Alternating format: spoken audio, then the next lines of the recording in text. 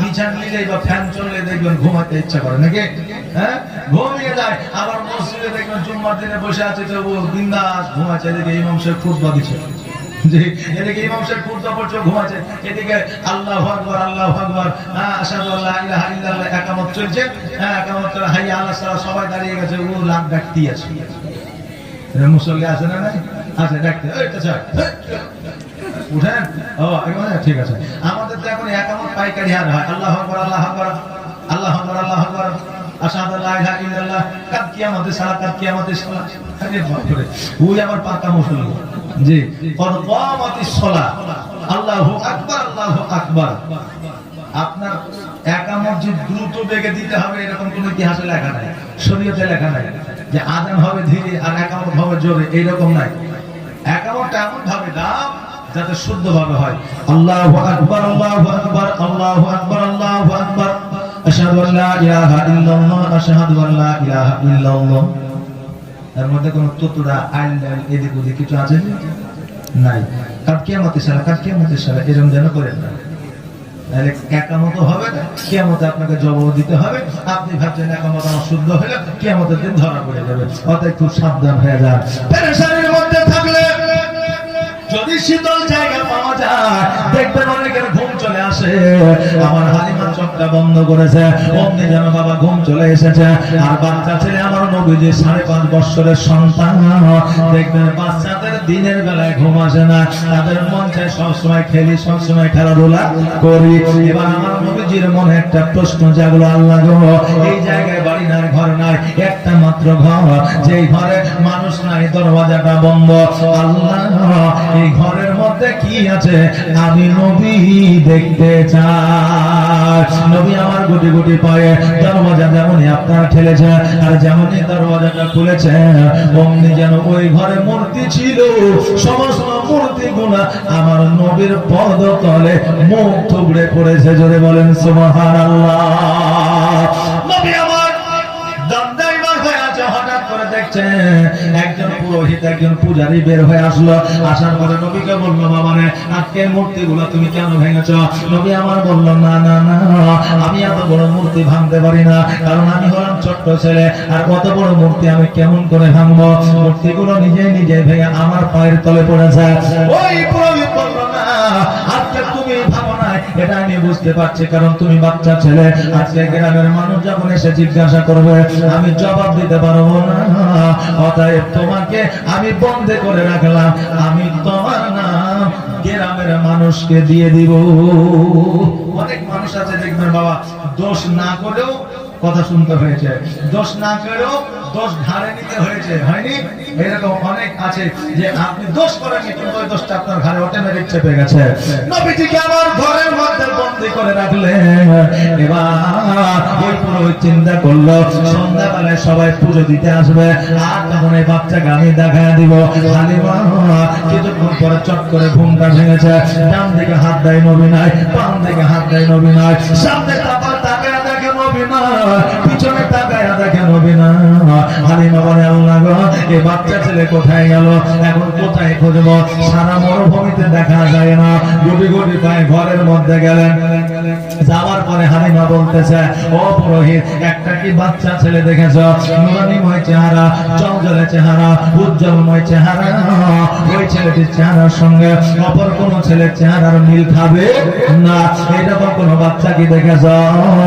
ওই পুরোহিত বলল, শুনবো একটা বাচ্চাকে আমি বন্দি করে রেখেছি, এই বাচ্চাটি কিনা একবার দেখো। এবার আমার হালিমা যখন ওই বাচ্চাটিকে দেখলো, সঙ্গে সঙ্গে হালিমা বলতেছে, ও পুরোহিত এই বাচ্চাটাই হলো আমার বাচ্চা, এই বাচ্চাটাকে কেন বন্দি করে রেখেছ?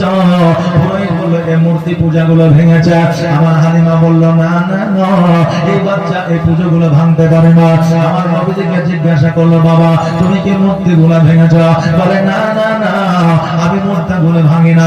হালিমা বলল, পুরোহিত ও পূজারী শোনো, এই বাচ্চা জীবনে কোনোদিন মিথ্যা বলে না, এই জন্য তাইবাসীরা আল আমিন নাম দিয়ে আখ্যায়িত করেছে। ও পুরোহিত আজকে এই বাচ্চাটিকে ছেড়ে দাও। পুরোহিত বলল, না না না এই বাচ্চাকে আমি ছাড়তে পারবো না। হালিমা দুই চোখের পানি ছেড়ে দিয়ে বলে, পুরোহিত রে আজকে এই বাচ্চাকে ছেড়ে না দিলে আমি জবাব দিতে পারবো না।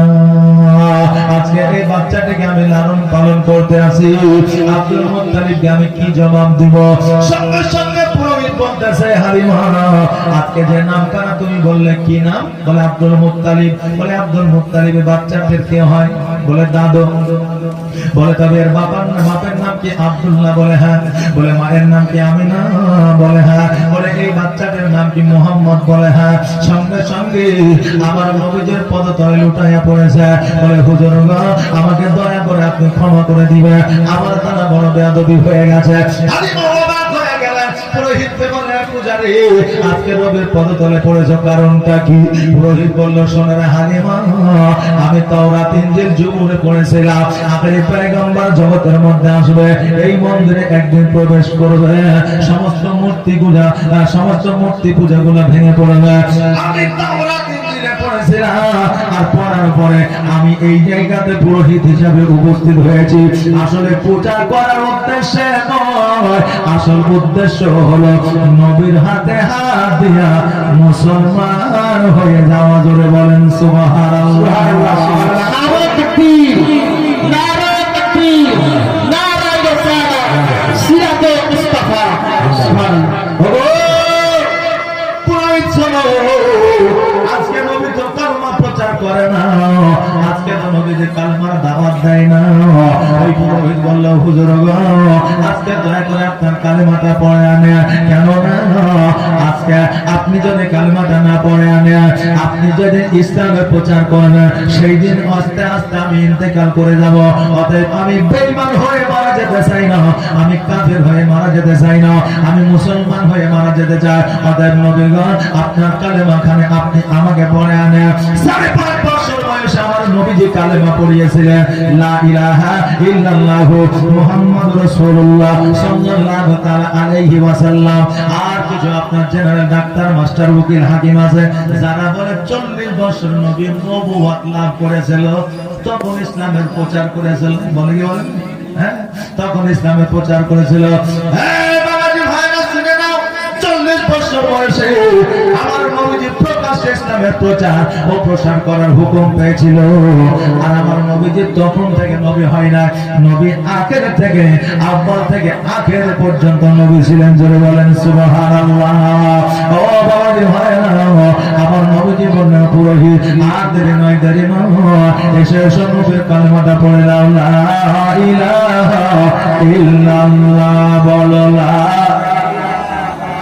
ইল্লাল্লাহ। আওয়াজ একবার বলেন নাকি হবে? লা ইলাহা ইল্লাল্লাহ। বলো লা ইলাহা ইল্লাল্লাহ। তোমার মতো এত ভালো, তোমার মতো এত ভালো কেউ তো আমায় বাসে না, তাই তো নবী আমি তোমার দিওয়ানা। লা ইলাহা ইল্লাল্লাহ। বলো লা ইলাহা ইল্লাল্লাহ। বলো লা ইলাহা ইল্লাল্লাহ।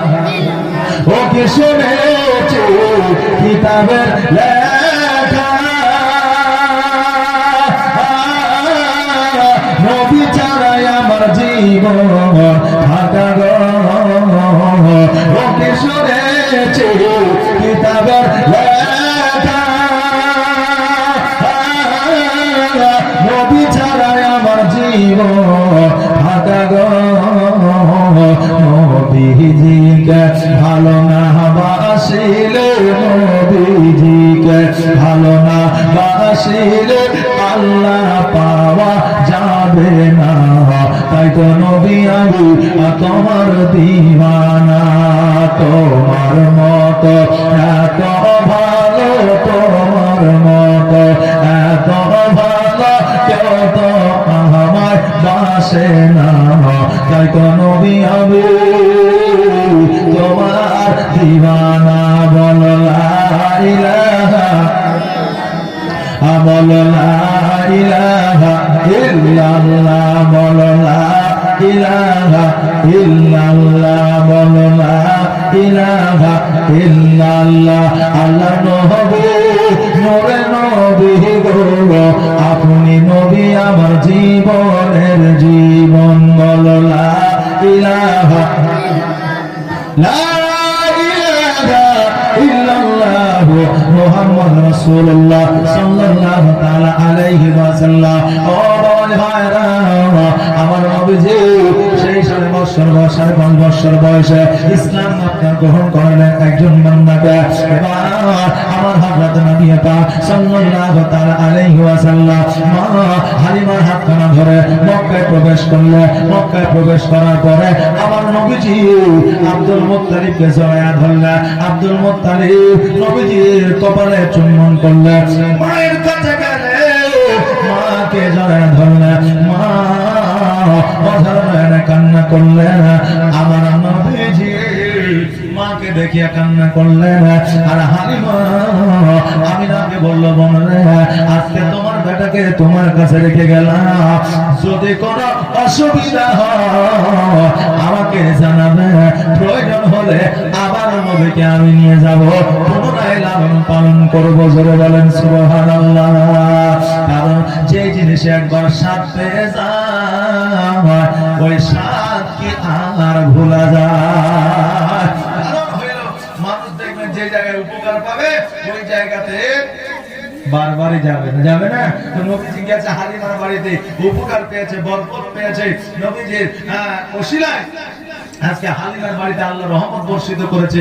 ওই হালিমা নবীজিকে পেলে কি নিয়ে যাবে না? যাবে। নবীকে প্রেম ও ভালোবাসা দেয়, মহব্বত করে এই জন্য নিয়ে যাবে। হালিমা বলল, আমিনা রে, আজকে যদি তোমার কোনো অসুবিধা হয় আমাকে বলবে, আমি তোমার বাচ্চাকে নিয়ে যাব। আর এখন বর্তমানে একটা বাচ্চাকে কোলে নিলে পরের বার আর ওই বাচ্চাকে নিতে চায় না, কেউ নিলে আর নিতে চায় না। হ্যাঁ, এখন তো মডার্ন যুগ বুঝলে। হ্যাঁ, বাচ্চাকে যদি অপরের কোলে তুলে দিছে তো ওকে যাতে আর না নিতে হয় এই জন্য বাচ্চাকে আদর করছে। আরে বাবা কাঁদে না, সোনা মানিক কি আর এদিকে বুঝলেন না, হ্যাঁ চিনতেছে বাচ্চা কাঁদে বুঝলেন। বাচ্চা যখন কাঁদছে তখন বুঝে বাচ্চাটা লেও কাঁদছে, আমার কাছে থাকছে না, বুঝলেন। তো মোহাম্মদ এইরকম এখন বাচ্চাকে নিতে চায় না। বাচ্চাদের ভালোবাসা হলো আমার নবীর সুন্নাত। জোরে বলেন সুবহানাল্লাহ। বাচ্চাদের কোলে নেওয়া হচ্ছে আমার নবীর সুন্নাত। যেই বাচ্চা কোলে নিয়ে ওই বাচ্চার কপালে যদি একবার চুম্বন করে দেওয়া হয় তো একটা নেকির সবের অধিকারী হওয়া যায়। জোরে বলেন সুবহানাল্লাহ। আমার হালিমা বললেন, আমিনা, আজকে আমার বাচ্চা হযরত নবী পাক সাল্লাল্লাহু তাআলা আলাইহি ওয়াসাল্লামকে রেখে গেলাম। ওরে বোন, যদি অসুবিধা হয় তুমি আমাকে দিবা, আমি আবার লালন পালন করে দিব।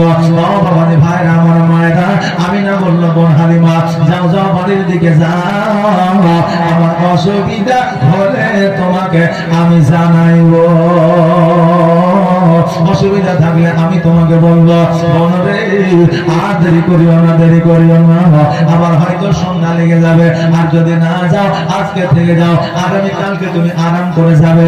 হালিমা বলল, না না না, আমাকে আজকে চলে যেতে হবে, কারণ আমার বাড়িতে আমার সন্তান যমুনা একাই রয়েছে। জোরে বলেন সুবহানাল্লাহ।